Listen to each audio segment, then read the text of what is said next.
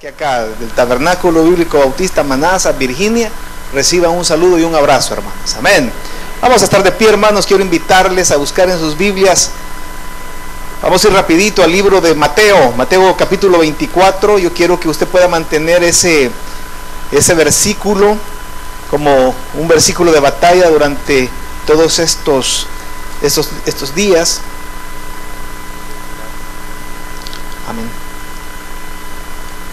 Vamos a leer esos versículos importantes, 24 del 1 al 3. Amén, hermanos. Vamos a leerlo rápidamente. Hoy vamos a estar basando nuestra predicación en el libro de Daniel. Sin embargo, vamos a tener este versículo para que usted pueda enfocarse de qué se trata esta campaña profética. Amén, hermanos. Vamos a leer en el nombre del Padre, del Hijo y del Espíritu Santo. Dice la palabra del Señor: cuando Jesús salió del templo y se iba, se acercaron sus discípulos para mostrarle los edificios del templo. Respondiendo él les dijo: ¿veis todo esto? De cierto os digo que no quedará aquí piedra sobre piedra que no sea derribada. Y estando él sentado en el monte de los olivos, los discípulos se le acercaron aparte diciendo: dinos, ¿cuándo serán estas cosas y qué señal habrá de tu venida y del fin del siglo? Padre, añade bendición a tu palabra, crea un fundamento verdadero en cada creyente. Señor, que podamos estar cada día más fundamentados, Señor, en nuestra fe, y que podamos crecer espiritualmente en el conocimiento de la palabra del Señor. En el nombre de Jesús, amén y amén. Pueden sentarse, hermanos. Campaña profética. Campaña profética.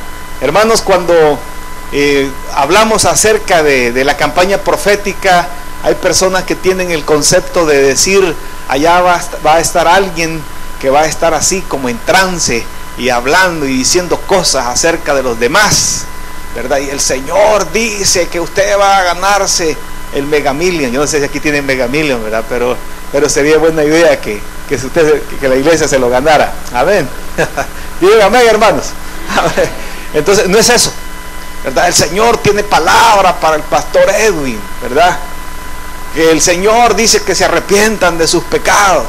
Hermano, la campaña profética es una campaña basada en la palabra de Dios, en base a lo que significa la profecía bíblica. Y en primer lugar, yo quiero decir que la profecía bíblica, ¿qué es? La profecía bíblica, hermanos, es una doctrina que nosotros los cristianos tenemos. Y, hermano, la conocemos nosotros como la escatología. Así que si usted no sabía esa palabra, hoy conózcala. Nosotros los cristianos tenemos una doctrina que se llama escatología. Esta doctrina básicamente es nueva, porque fue hasta los años 1800 cuando se comenzó a estudiar la escatología, que viene del griego escatos, que significa futuro, y logos, que significa el estudio de, es decir, que escatología es el estudio del futuro. ¿Qué sucederá con la raza humana? ¿Es en el 2012 la destrucción total del género humano, del mundo, como lo están anunciando? Es importante que nosotros los cristianos podamos saber qué es lo que la palabra de Dios nos anuncia y nos dice de qué se trata esto, para que usted pueda primero tener un fundamento verdadero sobre lo que usted está creyendo, y que usted sepa y que no sea sorprendido por aquellas cosas que se ven en la televisión, que se ven en la net, en el YouTube, ¿verdad? Que se ve allá que ya sonó la trompeta en Sion y ya se fueron los que tenían que irse y usted se quedó. Todas esas cosas, todo ese vocabulario, toda esa terminología, es importante que usted lo pueda conocer, porque solamente hay una doctrina conservadora, fundamental, ortodoxa, que manejamos nosotros los cristianos, y sobre todo los que más estudiamos la palabra de Dios, que somos los bautistas. Amén. Así que escatología es el estudio del futuro. ¿Qué es lo que viene? ¿Qué va a pasar? ¿Qué va a pasar con todas estas estos sistemas económicos, políticos, todo lo que hoy estamos viendo nosotros en la televisión, con todos estos levantamientos de protestas, ¿verdad? Así que es importante que nosotros podamos saber de qué se trata. Así que la profecía bíblica es el estudio del futuro, la escatología. Así que vamos a usar también la técnica del pastor Edwin, y dígale al que tiene la par: escatología. Amén. no es que así se llame, ¿verdad? Escatología, el estudio del futuro. ¿Y por qué nosotros debemos de creer en la profecía bíblica?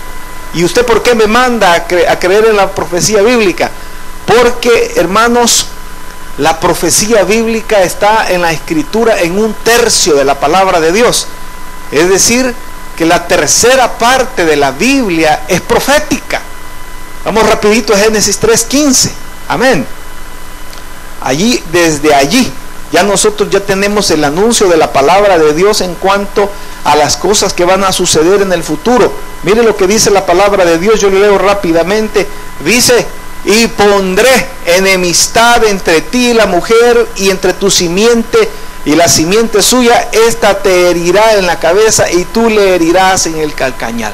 Desde allí, hermanos, nosotros tenemos una infinidad de profecía bíblica, de asuntos, de hechos que van a suceder en el futuro y de los cuales nosotros ya tenemos que tener un conocimiento predeterminado de lo que Dios ha anunciado. Probablemente esta palabra, hermanos, se está refiriendo a Cristo, se está refiriendo a la crucifixión del Señor en la cruz. También hay un salmo, el Salmo 22, vaya rapidito también y búsquelo, ahí a la mitad de la Biblia, Salmos, Proverbios, y en el Salmo 22 hay un salmo que también nos está anunciando a Cristo, el padecimiento del Señor, y es importante que nosotros nos demos cuenta que hay en la Escritura una cantidad de versículos que nos pueden ayudar a que nosotros conozcamos acerca del futuro. Dice la Escritura, cuando Cristo estaba en la cruz, Él dijo: Dios mío, ¿por qué me has desamparado? Amén, hermanos, eso lo han leído en los evangelios. Estaba anunciado desde el Salmo: ¿por qué estás tan lejos de mi salvación y las palabras de mi clamor? También hay en Mateo, vamos a Mateo y vamos a leer en el versículo 2. Mateo es el primer libro del Nuevo Testamento. Mateo, Marcos, Lucas, Juan. Mateo en el capítulo 2 y versículo 18 dice la palabra del Señor para que usted lo pueda leer. Amén, hermanos. Voz fue oída en Ramá, grande lamentación, lloro y gemido. Raquel, que llora a sus hijos y no quiso ser consolada porque perecieron. Hermano, nosotros tenemos que saber que la palabra de Dios nos anuncia diferentes hechos que se cumplen en el futuro. Muchos de ellos ya se cumplieron y tenemos profecías de múltiple cumplimiento, es decir, eventos que ya sucedieron pero que se van a seguir repitiendo, lo que se conoce como profecías de múltiple cumplimiento. Hay profecías de doble cumplimiento, de triple cumplimiento, de múltiple cumplimiento. Entonces, esta profecía, hermanos, habla acerca. ¿Dónde está esta profecía? Vamos, hermano, allí a Jeremías 31:15. Esta introducción es importante para que usted sepa de qué se trata. Amén.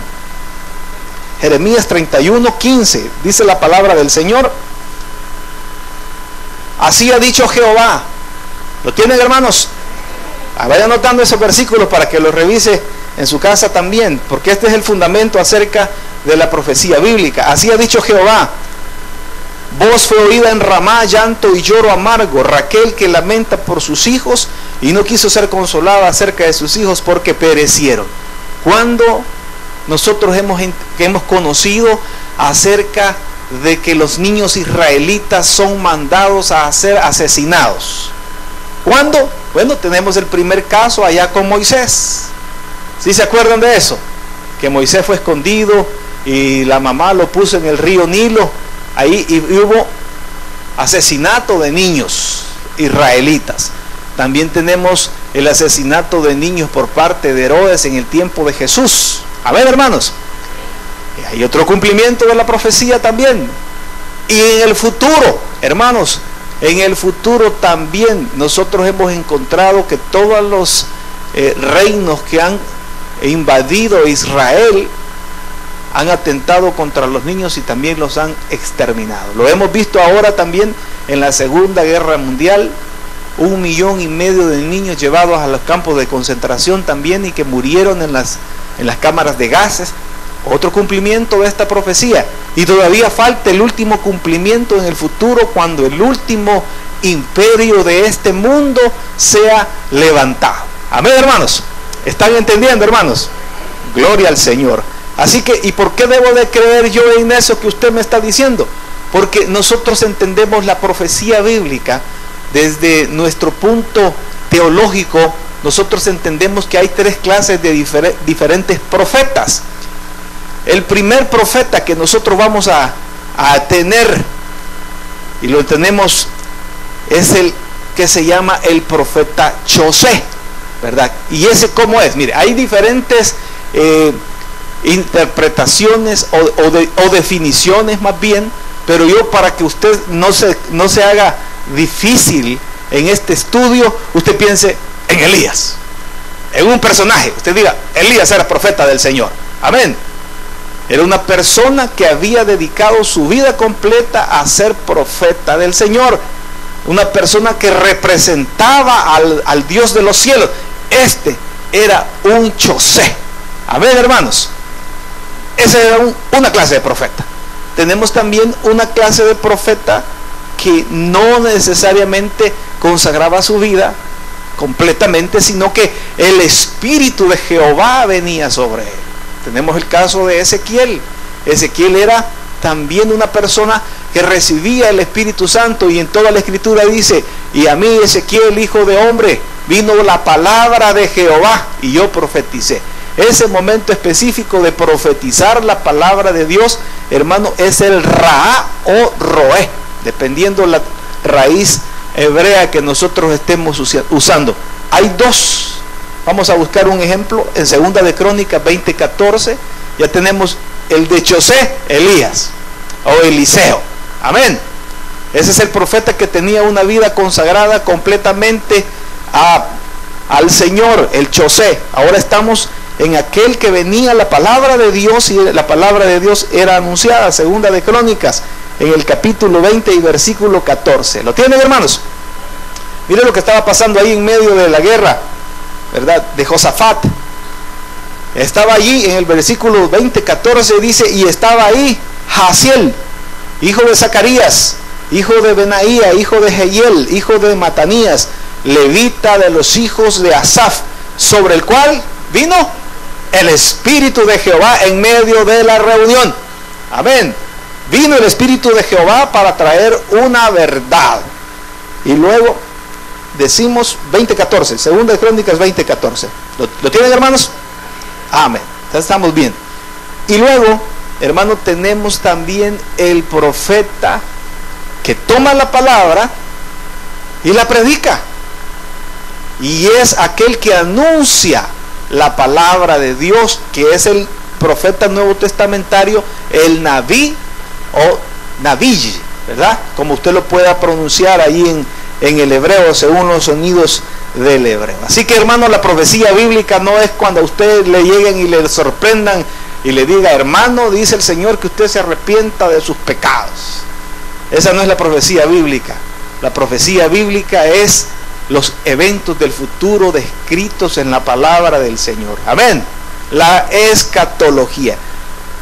Quiero que busque también, para que usted tenga una idea completa de lo que estamos hablando, en 2 de Pedro 1:19. Le dije que íbamos a estar corriendo en la palabra del Señor porque solo tenemos 4 tiempos de 45 minutos y es importante que lo podamos aprovechar. 2 de Pedro está al final de la Escritura, después de los libros de Juan, antes de los libros de Juan, 1 de Pedro, 2 de Pedro 1:19. Amén. Mire lo que dice: tenemos también la palabra profética más segura, a la cual hacéis bien en estar atentos como una antorcha que alumbra en lugar oscuro, hasta que el día esclarezca y el lucero de la mañana salga de vuestros corazones. ¿Cómo se da la profecía bíblica? Entendiendo primero esto, que ninguna profecía de la Escritura es de interpretación privada, porque la profecía nunca fue traída, porque nunca la profecía fue traída por voluntad humana, sino que los santos hombres de Dios hablaron siendo inspirados por el Espíritu Santo. Amén. Entonces estamos bien. Y 2 Timoteo 3:16 dice que toda palabra, toda la escritura es inspirada por Dios. Amén. Ahora que nosotros ya tenemos esta breve introducción a la profecía bíblica, ahora vamos nosotros a conocer dónde yo puedo encontrar la profecía bíblica para comenzar a armar el esquema profético. Tiene que haber un hecho importante que ahora que yo ya tengo claro que sí existe la profecía bíblica, que el Señor ha traído un conocimiento anticipado para que yo sepa las cosas que van a pasar en el futuro, y yo las puedo comprobar a través de todos los sucesos políticos y económicos que están sucediendo actualmente en el mundo. Hasta allí tenemos que llegar nosotros como Iglesia de Cristo, que usted va a poder poner las noticias y usted ya tiene un panorama bíblico en su mente. Y usted dice, eso está sucediendo porque la palabra de Dios lo está anunciando. Y usted va a llegar a la conclusión y usted va a manejar el versículo que dijo el Señor: y cuando veáis todas estas señales, no os amedrentéis, sino alegraos, porque vuestra redención está cercana. Amén. Entonces, cuando usted vea el cumplimiento de la palabra de Dios, y cuando usted vea que hoy tenemos una sequía tremenda en México, ¿sabe usted que ahora México va a tener que comprarle comida a África? Hermano, usted está hablando algo que no es.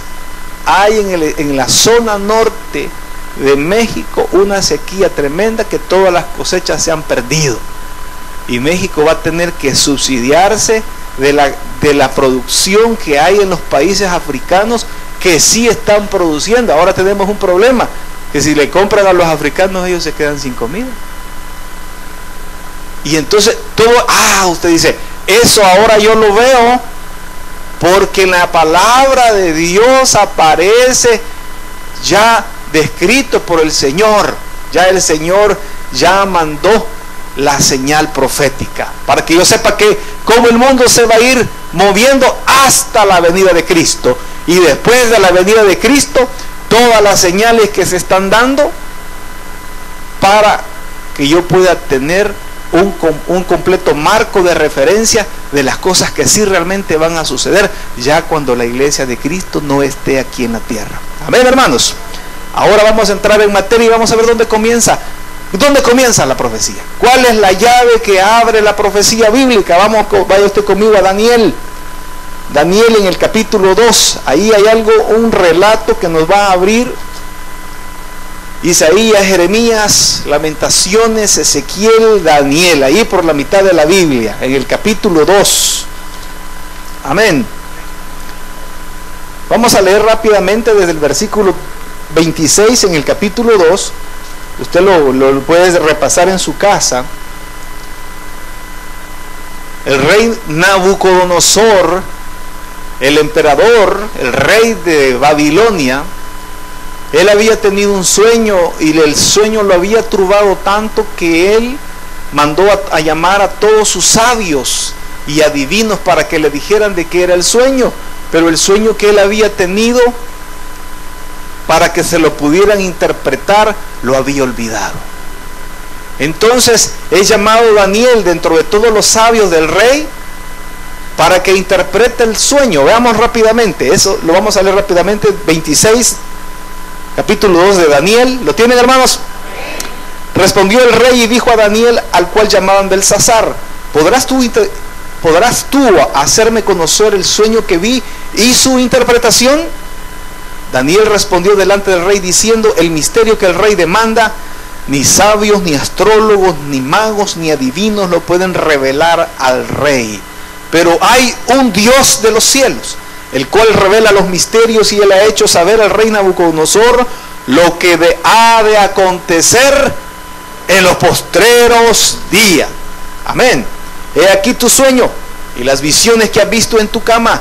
Estando tú, oh rey, en tu cama, te vinieron pensamientos por saber lo que había de ser en lo porvenir. La escatología. Amén.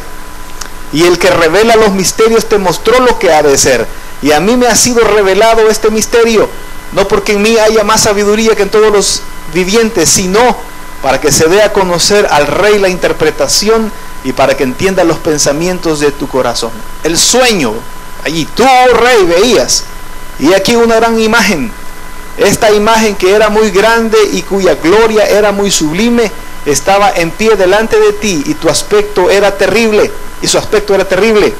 La cabeza de esta imagen era de oro fino, su pecho y sus brazos de plata, su vientre y sus muslos de bronce, sus piernas de hierro, sus pies en parte de hierro y en parte de barro cocido. Estabas mirando hasta que una piedra fue cortada, no con mano, e hirió a la imagen en sus pies de hierro y de barro cocido, y los desmenuzó. Entonces fue desmenuzado también el hierro, el barro cocido, el bronce, la plata y el oro, y fueron como tamo de las eras del verano, y se los llevó el viento sin que de ellos quedara rastro alguno. Mas la piedra que hirió a la imagen fue hecha un gran monte que llenó toda la tierra. Tenemos ya el sueño de Nabucodonosor. Soñó con una imagen que estaba compuesta de diferentes partes. Habla acerca de la cabeza, habla acerca de las piernas, habla acerca de los muslos. ¿Cuál es la interpretación? Ahora veamos lo que le responde Daniel a Nabucodonosor para que nosotros sepamos cuál es el tiempo futuro al cual nosotros tenemos que ir cuadrando con el conocimiento actualizado. Amén. En el 36 dice: este es el sueño, más también la interpretación de él diremos en presencia del rey. Mire, tú, oh rey, eres rey de reyes, porque el Dios del cielo te ha dado reino, poder, fuerza y majestad, y donde quiera que habitan hijos de hombres, bestias del campo y aves del cielo, él los ha entregado en tu mano y te ha dado el dominio sobre todo. Tú eres aquella cabeza de oro. Está hablando de reinos. Tú eres la cabeza de oro. Nabucodonosor y Babilonia es representado por la cabeza de oro, y de ahí tenemos una consecución de imperios, de sistemas económicos sobre los cuales la historia nos los ha mencionado a través de la historia universal. ¿A quiénes les gusta la historia, hermanos? Si a usted le gusta la historia, usted va a ser una persona que va a poder ser fuerte en la profecía bíblica, porque usted se va a poder mover a través de lo que la Escritura ya dio y ya se cumplió. La profecía bíblica, hay una gran cantidad de la profecía que ya está cumplida. ¿Cómo qué, pastor? Como la entrada de Cristo a Jerusalén. Vendrá montado sobre un pollino que nunca antes ha sido montado. Y el Señor le dijo a sus dos discípulos: vayan y desátelo, y si el dueño les pregunta, dígale que el Cristo lo necesita. ¿Lo ha leído usted en la Escritura? Fue una profecía de Isaías, ya se cumplió. Amén. Ahora, si usted es fuerte en la historia universal, usted se va a dar cuenta que el nexo que existe entre la profecía bíblica y la historia universal es inequívoca, es exacta. Ya tenemos aquí la primera parte, que la cabeza de oro está hablando del sistema del imperio babilónico de Nabucodonosor. Ahí dice fácilmente: ¿quién era la cabeza de oro? Eres tú, le dijo a Nabucodonosor. ¿Estamos ahí, hermanos? Ya hubo imperio babilónico, ahí está en la historia. La arqueología, ya no la historia, ya no tenemos que ir a saber si será cierto. Allí está la arqueología demostrando que existió un Nabucodonosor y existió un imperio babilónico, y lo tenemos bien claro. Amén.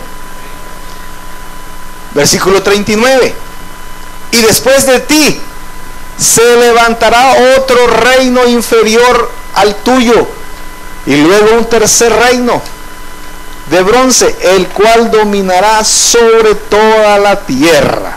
Amén. Después del imperio babilónico, un segundo, un tercero, y después de ti, y en el 40, y el cuarto reino será fuerte como hierro, y como el hierro desmenuza y rompe sobre las cosas, desmenuzará y quebrantará todo.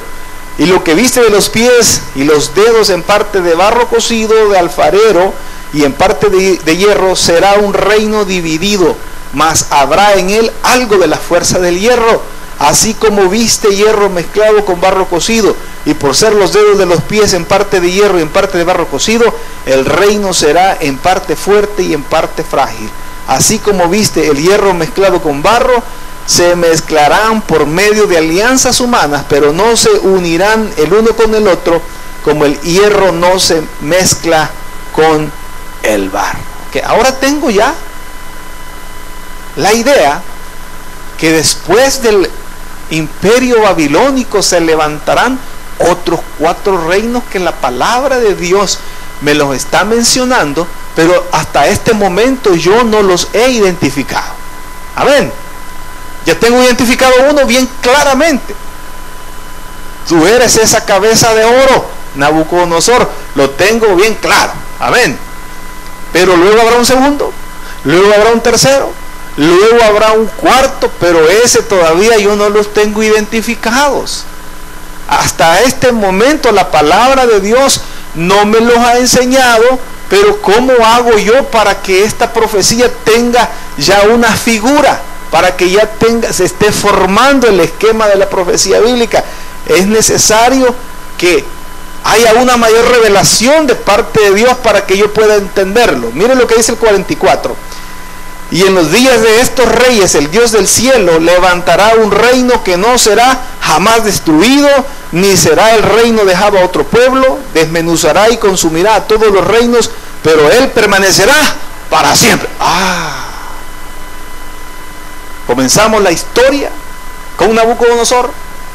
Habrá otro reino, segundo reino, un tercer reino, un cuarto reino, y después del cuarto reino vendrá un reino que no será destruido jamás, que permanecerá para siempre. ¿Me entienden, hermanos? Pero faltaba entonces que la profecía bíblica tuviera un elemento más que vinieran a apoyar en lo que yo estoy creyendo de la profecía bíblica. Entonces el Señor no se queda ahí, sino que le trae y le da mayor revelación a Daniel. Vámonos al capítulo 7 de Daniel. No se preocupe, hermano, si usted no lo está entendiendo tan fácilmente. En el seminario nosotros tomamos 2 años para estudiar esto, así que, ¿verdad? Pero lo estoy tratando de hacerlo más sencillo para que usted pueda encontrarle la pasión al futuro de la palabra de Dios. Amén. Capítulo 7 dice: en el primer año de Belsasar, rey de Babilonia, tuvo Daniel un sueño, nueva revelación. Los santos hombres de Dios recibieron el Espíritu Santo, y a través del poder del Espíritu Santo ellos trajeron la profecía bíblica. Amén. En el primer año de Belsasar, rey de Babilonia, tuvo Daniel un sueño y visiones de su cabeza mientras estaba en su lecho. Luego escribió el sueño y relató lo principal del asunto. Daniel dijo: miraba yo en mi visión de noche, y he aquí que los 4 vientos del cielo combatían en el gran mar, y 4 bestias grandes, diferentes la una de la otra, subían del mar. La primera era como león y tenía alas de águila. Yo estaba mirando hasta que sus alas fueron arrancadas, y fue levantada del suelo y se puso enhiesta sobre los pies a manera de hombre, y le fue dado corazón de hombre. Y he aquí otra segunda bestia, semejante a un oso, la cual se alza de un costado más que de otro, y tenía en su boca 3 costillas entre los dientes, y le fue dicho así: levántate, devora mucha carne. Después de esto miré, y he aquí otra semejante a un leopardo con 4 alas de ave en sus espaldas. Tenía también esta bestia 4 cabezas, y le fue dado dominio. Después de esto miraba yo en las visiones de la noche, y aquí la cuarta bestia, espantosa y terrible, y en gran manera fuerte, la cual tenía unos dientes grandes de hierro, devoraba y desmenuzaba, y las sobras hollaba con sus pies, y era muy diferente de todas las bestias que vi antes de ella, y tenía 10 cuernos. Mientras yo contemplaba los cuernos, he aquí que otro cuerno pequeño salía entre ellos, y delante de él fueron arrancados 3 cuernos de los primeros, y aquí que este cuerno tenía ojos como de hombre y una boca que hablaba grandes cosas. Estuve mirando hasta que fueron puestos tronos, Y se sentó un anciano de días, cuyo vestido era blanco como la nieve, y el pelo de la cabeza como lana limpia. Su trono llama de fuego, y las ruedas del mismo fuego ardiente. Amén. En el versículo, hermano, 4, yo puedo saber que a esta bestia se le fue dado dominio y corazón de hombre. Esto me hace hacer una conexión con la imagen de Nabucodonosor y la traslado a la historia universal. Ya tenemos bien claro que la primera de estas bestias es Nabucodonosor, es la cabeza de oro. Amén. Ya lo tenemos claro. Ahora encontrémosle el sentido histórico a las siguientes imperios o a las siguientes bestias. Veamos la segunda. La segunda bestia dice que era semejante a un oso. Cuando usted revisa la historia bíblica y usted va allá, la historia universal, y usted dice, ¿y qué imperio surgió después de Babilonia? Cuando Babilonia desapareció y hubo una alianza de otros reyes después de Babilonia, surgió una alianza entre dos imperios, uno pequeño y uno grande, ¿verdad? Los medos y los persas. Ahí usted puede ver en esa imagen, usted puede ver en la imagen de Nabucodonosor, que dice que el imperio medo-persa fue entre los años 539 antes de Cristo hasta el 331 antes de Cristo. Y yo, ¿por qué puedo hacer esa relación y decir, bueno, ¿por qué la relación de este oso, la cual se alzaba de un costado más que del otro? Entonces, la historia universal me hace ver que esta alianza entre los medos y los persas fue una alianza desigual, fue un yugo desigual entre dos imperios, uno grande y uno pequeño. Por eso el oso era el que cojeaba al caminar, la desigualdad entre los dos imperios. Tengo bien claro en la historia universal que después de los babilónicos, el imperio que gobernó el mundo conocido hasta en ese entonces fueron los medos y los persas. Ok, ¿qué otro elemento me arroja la escritura para poderlo interpretar y conjugarlo con la realidad que nosotros estamos viviendo? ¿Cuál es esa realidad? Dice ahí que tenía en su boca 3 costillas entre los dientes. Ok, este imperio surgió de 3 grandes batallas.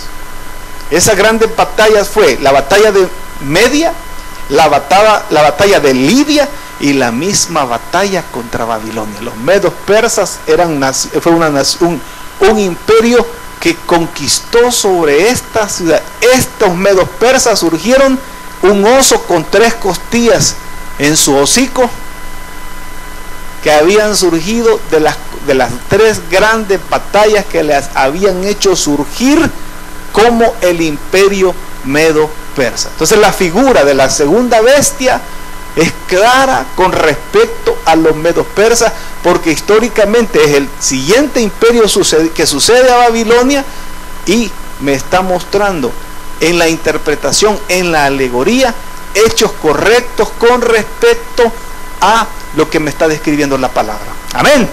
¿Lo entienden? Entonces, en la teología tenemos una gran cantidad, hermanos, de características a las cuales nosotros podemos referirnos con respecto a los medos persas y llegar a una conclusión exacta, pero lo más importante, lo más importante para que usted haga la relación entre los medos persas y la segunda bestia es eso: 2 imperios unidos en forma desigual y que habían surgido de 3 grandes batallas, la de Babilonia, la de Media y la de Lidia. Eso usted lo puede ver en la historia universal, y dice, de ahí surgió los medos persas, y por eso Daniel había profetizado muchos años antes acerca de estos imperios. Luego surge la tercera bestia, y en la tercera dice en el versículo 6: después de esto miré, y he aquí otra semejante a un leopardo con 4 alas de ave en sus espaldas. Tenía también esta bestia 4 cabezas y le fue dado dominio. El imperio que surge después de los medos y los persas fue el imperio que ha dejado un legado hasta hoy, hasta el día de hoy.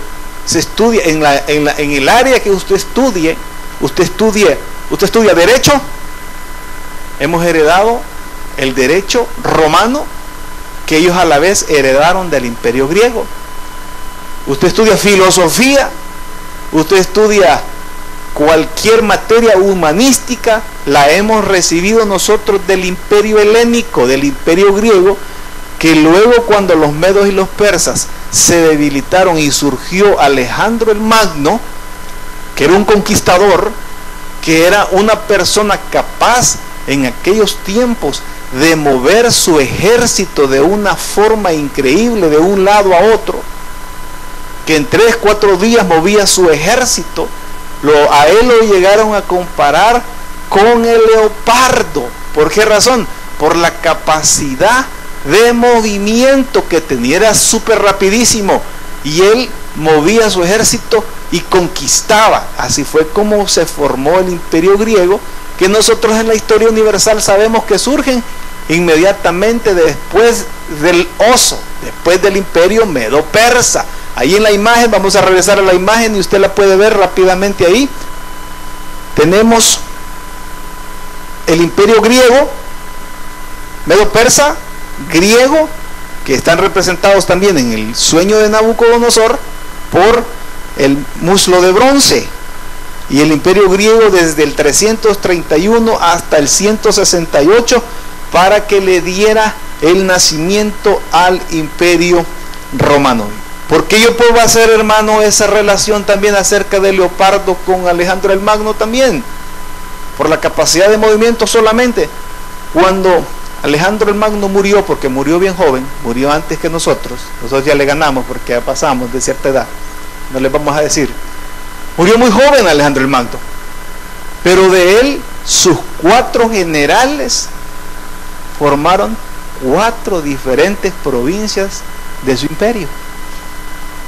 Al morir él, heredaron sus 4 generales, crearon 4 ciudades diferentes. Y miren lo que dice allí. Tenía también, después de esto miré, en el versículo 6, después de esto miré, y aquí otra semejante a un leopardo, con 4 alas de ave en sus espaldas. Tenía también esta bestia 4 cabezas, y le fue dado dominio. ¿Quiénes eran? Para los que conocieron, los griegos se dividieron en Casandro, que era uno de los generales de Alejandro el Magno, de los principales, Lisímaco, Ptolomeo y Seleucidas o Seleuco. Estos 4 generales fueron los que continuaron, cada quien tomó su parte y continuaron gobernando sobre las ciudades ya conquistadas por Alejandro el Magno. Entonces, ahora simplemente la profecía se abre a través del sueño de Nabucodonosor, de la imagen de Nabucodonosor, y luego en el capítulo 7 a través del sueño de Daniel con las bestias que él tiene. ¿Qué pasó después de los griegos? Después de los griegos en la historia universal reviso y surgió los romanos. Amén. Versículo 7 dice: después de esto miraba yo en las visiones de noche, y aquí la cuarta bestia, espantosa y terrible en gran manera, fuerte, la cual tenía unos dientes grandes de hierro, devoraba y desmenuzaba, y las sobras hollaba con sus pies, y era muy diferente de todas las bestias que vi antes de ella, y tenía 10 cuernos, igual que la imagen que tenía los dedos, 10, 5 y 5 los dedos de los pies. ¿Qué imperio surgió después de los griegos? Los romanos. Vamos a quedar ahí en los romanos. Mañana vamos nosotros a calcular los tiempos del Señor en base a lo que ya sabemos de la profecía bíblica, en base a lo que ya sabemos de la historia, pero vamos a ir ahí terminando en el capítulo 12 de Daniel. Vamos a leer algo bien importante. Y ahora ya tenemos nosotros una idea acerca de la historia. Amén. Vamos a ir hasta el final allí, en la imagen. Vamos a ir a la final para que usted pueda tomar nota. Daniel 12:4. ¿Ok? Ya tenemos la revelación de los tiempos. Tenemos desde Nabucodonosor una imagen que termina, que la relaciono con los ya imperios que han existido en la historia. Ya lo tengo bien claro, lo puedo comprobar con la historia universal. Yo no tengo duda de que se trata de sistemas económicos, de imperios, de gobiernos, de sistemas de gobierno del hombre. Y ahora vamos a Daniel 12:4. Pero tú, Daniel, cierra las palabras y sella el libro hasta el tiempo del fin. Muchos correrán de aquí para allá y la ciencia se aumentará. Daniel, tú no recibes toda la revelación. Tú vas a recibir solamente cierta parte de la revelación, pero hasta aquí esto sirve solo de fundamento para que yo pueda saltar al libro de Apocalipsis y entender las señales que están ahí dadas, y toda la alegoría que está en el libro de Apocalipsis ya no es tanta alegoría cuando yo puedo entender Daniel. Si yo entiendo Daniel y leo en Apocalipsis y entró un jinete en un caballo con un arco, pero no tenía la flecha, y ahora, esto se refiere también a movimientos políticos, porque estoy basado, como ya tengo el fundamento del libro de Daniel, esto me va a servir para entender la profecía. Todo lo que hemos visto hasta ahorita nos va a servir para entender la profecía bíblica. Si usted no sabe esta relación del libro de Daniel, de la imagen de Nabucodonosor, de el sueño de Daniel con respecto a las bestias, la relación con la historia universal, con la historia de los hombres, si usted no lo tiene claro, no puede entender la profecía. Pero como ya lo entendimos, ya lo estudiamos, y ahora usted sabe qué se refiere el águila, ahora usted sabe el león, ahora qué significa el oso, qué significa el leopardo, ahora usted, y la última bestia, la cuarta bestia. Ahora que usted ya tiene el esquema comenzándose a formar, ahora usted sabe que Daniel cierra la profecía. El día de mañana vamos a calcular los tiempos en relación con nosotros. Y todo esto que tiene que ver, ¿dónde entro yo? Mañana, hermano. Ahora que ya tenemos el fundamento, ya abrimos la profecía. ¿Podemos creer en la profecía bíblica, hermanos? Ok, mañana lo vamos a relacionar con nosotros. ¿Para qué? Para que lleguemos entonces a Mateo 24:3. Y estando sentado en el monte de los olivos, los discípulos se le acercaron aparte diciendo: dinos cuándo serán estas cosas, y qué señal habrá de tu venida y del fin del siglo. Usted lo va a poder entender bien fácilmente. Y cuando usted le agarra el periódico y de repente usted ve que hay una revisión de armas nucleares para Irán, y que todos los países están de acuerdo en firmar la resolución de las Naciones Unidas para que vayan los inspectores a Irán a revisar allá todas las armas nucleares que tienen, y usted de repente ve que China y Rusia no firman, se oponen y no se puede entrar a revisar, usted va a decir: porque es necesario que estos eventos políticos, estos movimientos militares, estos movimientos económicos se den. ¿Por qué? Porque todo está encaminado a la última bestia. La última bestia tiene dos fases.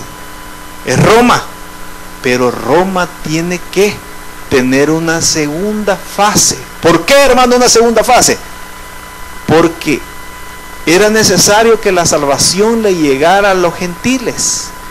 Entonces hay un reloj de la historia de Israel en base a la profecía de Daniel, pero el reloj de Daniel queda detenido en el tiempo, queda congelado, y se abre un paréntesis para que la misericordia de Dios llegue a nosotros, y termina cuando la iglesia es quitada de la tierra, e inmediatamente el reloj para el pueblo de Israel continúa corriendo. Entonces, el mismo imperio romano que existía en los tiempos de Jesús, se corta la historia y tiene que volver a surgir el mismo imperio romano de la cuarta bestia, que tiene dos fases, la fase antigua y la fase actual, pero es quitado, es cortado el tiempo, unido de tal manera como que nunca hubiera pasado 2000 años que tenemos ya nosotros como iglesia. Amén. Entonces, para que nosotros podamos entender eso, mañana hacemos el cálculo y usted se va a dar cuenta. Y cuando veáis todas estas señales, no os amedrentéis, sino alegraos, porque vuestra redención está cercana. Cristo está a las puertas y lo vamos a entender a través de la palabra de Dios. Démosle un fuerte aplauso al Señor. Vamos a orar. Señor, te damos gracias por este momento, por esta palabra. Sabemos, Señor, que es importante que podamos tener un fundamento en la palabra de Dios. Yo te pido, Señor, por cada